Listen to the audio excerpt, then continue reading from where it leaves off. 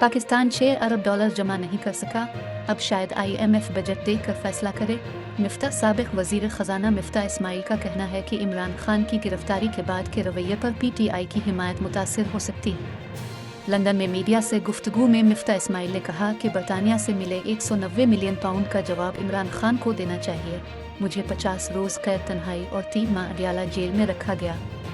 Party कायद नवाज शरीफ से राब्ते के सवाल पर मिफ्ता इस्माइल ने नफ़ी में जवाब दिया। उन्होंने कहा कि पाकिस्तान के दिवालिया होने का खतरा बदस्तूर मौजूद है। IMF से मुआहदा 6 माह पहले हो जाना चाहिए था।